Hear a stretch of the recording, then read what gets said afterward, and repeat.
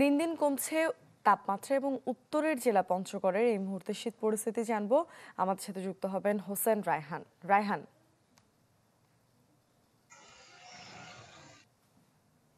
শুভ সকাল আপনাকে। বিগত এক সপ্তাহ ধরে পঞ্চগড় জেলার সার্বিক যে তাপমাত্রা সেটি 10 ডিগ্রির নিচে অবস্থান করছে, 10 ডিগ্রির মধ্যেই অবস্থান। আমি আবহাওয়া অধিদপ্তরের সঙ্গে কথা বলেছি, তারা আমাকে যেমনটি জানিয়েছে যে আগামী সপ্তাহের মধ্যে তাপমাত্রা এক অঙ্কের ঘরে চলে আসবে। সেক্ষেত্রে তাপমাত্রা 6 থেকে 8 ডিগ্রির ঘরে উঠানামা করতে পারে, এরকম পূর্বাভাস তাদের কাছে রয়েছে।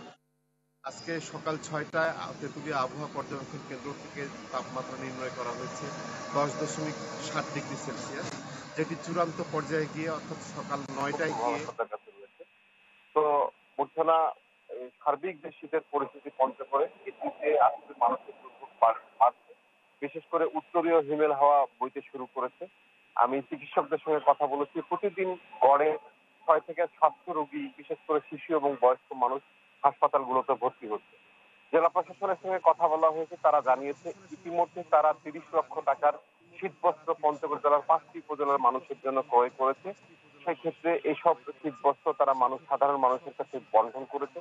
জেলা প্রশাসনের পক্ষ থেকে জানানো হয়েছে আরো কমপক্ষে 1 লক্ষ মানুষের মধ্যে শীতবস্ত্র বিতরণ করার জন্য তারা সংশ্লিষ্ট মন্ত্রণালয়ে বার্তা প্রেরণ করেছে। সেই অর্থ এলেই শীতবস্ত্র কিনে সাধারণ মানুষের মধ্যে যারা সুবিধাভোগী মানুষ তাদের মধ্যে বিলি বন্টন করা হবে।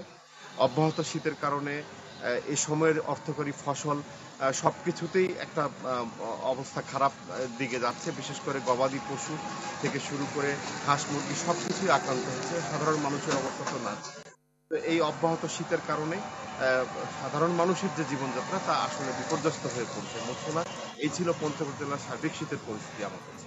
রায়হান, আপনাকে ধন্যবাদ। দর্শক, পঞ্চগড় থেকে হোসেন রায়হান আমাদের সাথে যুক্ত হয়েছিলেন, জানাচ্ছিলেন উত্তরের শীত পরিস্থিতি সম্পর্কে।